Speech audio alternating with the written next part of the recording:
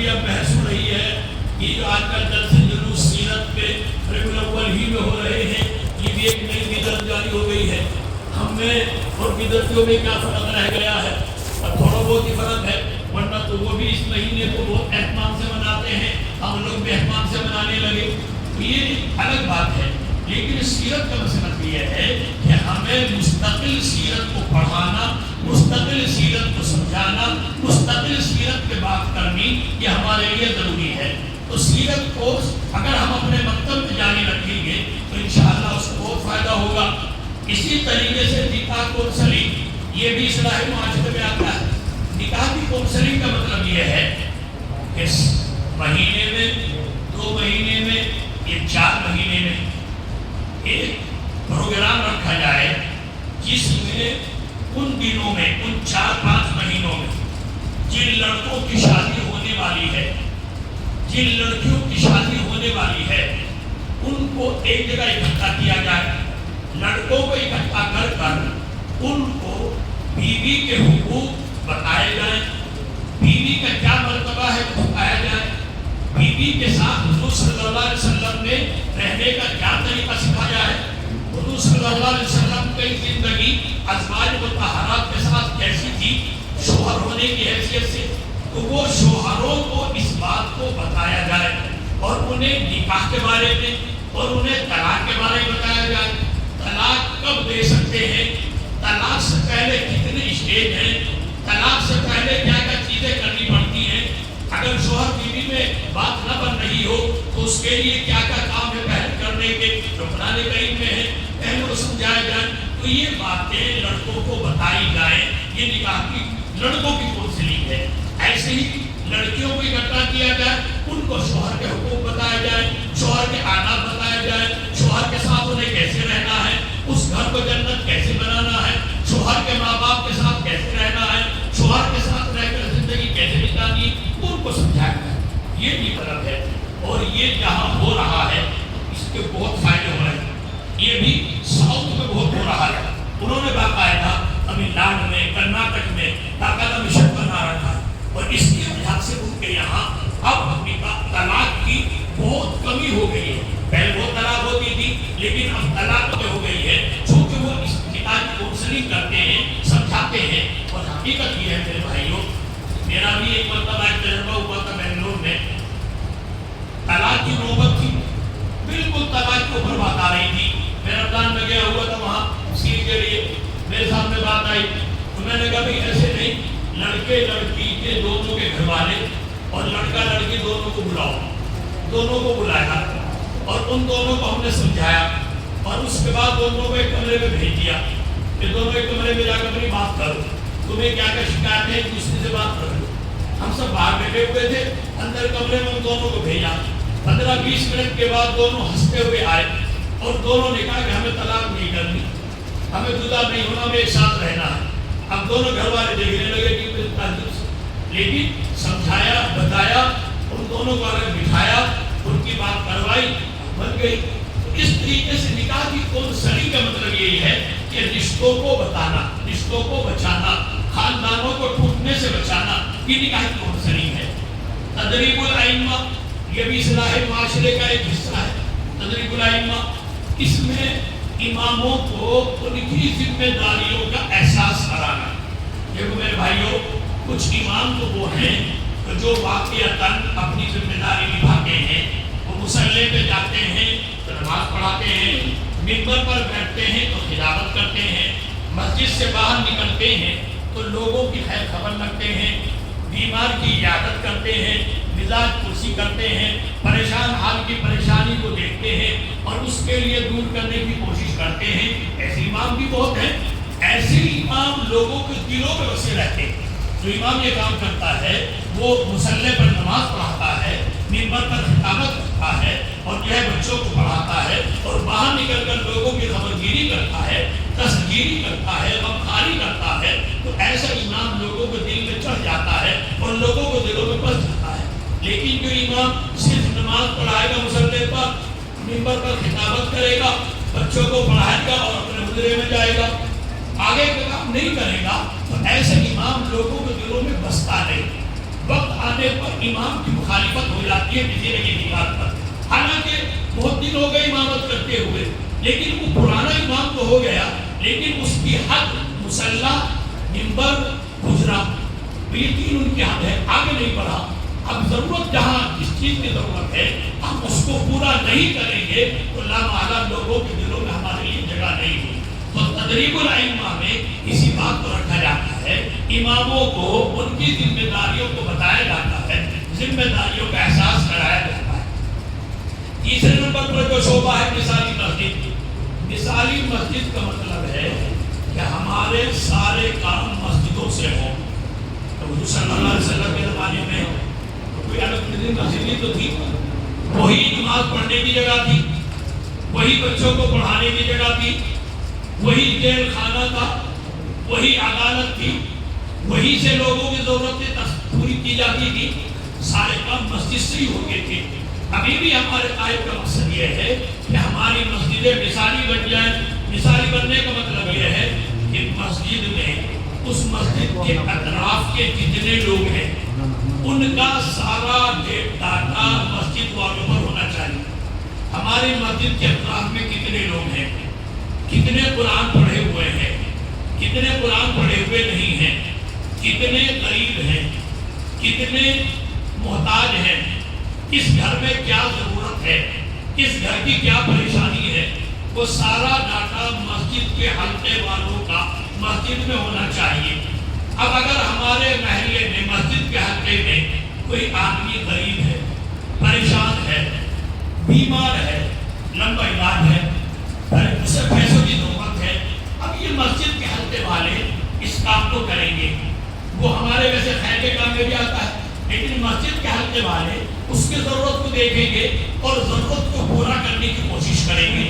کسی کی شادی ہے اس میں حصہ لیں گے، کوئی پریشان حال ہے اس کی پریشانی دور کریں گے، کسی کے گھر میں کوئی توڑ پھوڑ کی بات ہو رہی ہے اس کو دیکھیں گے. تو یہ مثالی مسجد کا مطلب یہ ہے کہ اس طریقے کے سارے کام ہم مسجد کے ذریعے سے کریں. چین، یہ پانچواں شعبہ ہے چین. چوتھا شعبہ ہے چین. چین کا مطلب ہے ہم مسلمانوں کے ساتھ مسلمان ہونے کی بنیاد پر پرشاسن، برادران وطن، کوئی بھی ہم پر کچھ زیادتی کرتا ہے تو ہم اس کی مکمل رپورٹ لیں. اس کو بارہا سمجھایا. مثال کے طور پر یہ مسوری ہے. مسوری میں کسی مسلمان کے ساتھ مسلمان سمجھ کر مسلمان ہونے کی بنیاد پر اس کو زیادتی کی گئی، پٹائی کی گئی، مارا گیا. پرشاسن نے کیا، کسی اور نے کیا. اب مسوری کی یونٹ والوں کی ذمہ داری ہے کہ وہ اس آدمی سے ملے اور اس سے رابطہ کر اس کی خیر خبر معلوم کریں، اس کا بیان لیں، اس کا بیان ریکارڈ کریں اور اس کی ایف آئی آر کرائیں. ایف آئی آر نہیں کر رہے ہیں تو تحصیل والوں سے کہیں، تحصیل والے اس کی ایف آئی آر کرائیں گے. ایف آئی آر کرا کر ایف آئی آر کی کاپی لیں اور کاپی لینے کے بعد اس کو اخبار میں دیں. اگر وہ کارروائی نہیں کر رہے ہیں، اگر اخبار میں آ گئی تو اخبار کی کٹنگ، ایف آئی آر کی کاپی اور وہ ساری چیزیں لے کر اس کی ایک رپورٹ بنا کر اس کو مرکز پہنچائی جائے. کیوں ہے؟ اس کا مقصد کیا ہے؟ یہ جیل کا شعبہ یہ پرانا نہیں ہے، یہ محمود مدنی کا بنایا ہوا ہے. اس سے پہلے یہ شعبہ نہیں تھا. یہ محمود مدنی نے یہ شعبہ کیوں بنایا؟ اس لیے کہ عالمی عدالت ہے پوری دنیا کی. اس عالمی عدالت میں ہر ملک کے کیس آتے ہیں. وہ کیس اس ملک میں جو اقلیتیں ہیں وہ کس طریقے سے رہ رہی ہیں. اگر ملک میں اقلیتیں امن میں ہیں، اگر ملک میں اقلیتیں محفوظ ہیں تو وہ ملک عالمی عدالت میں اول نمبر پر ہے، اعلیٰ نمبر پر ہے، ایک کیٹیگری میں ہے.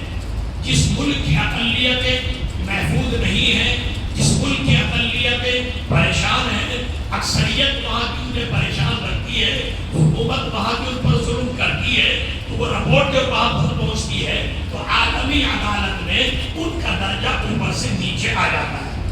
اور یہ حکومت والے اور یہ ملک والے کسی چیز سے نہیں ڈرتے، عالمی عدالت کی اس کیٹیگری سے ڈرتے ہیں کہ انہیں اوپر سے نیچے لایا جائے، اوپر سے نیچے لایا جائے، اس کا ان کو پر بہت ڈر ہوتا ہے، خوف ہوتا ہے۔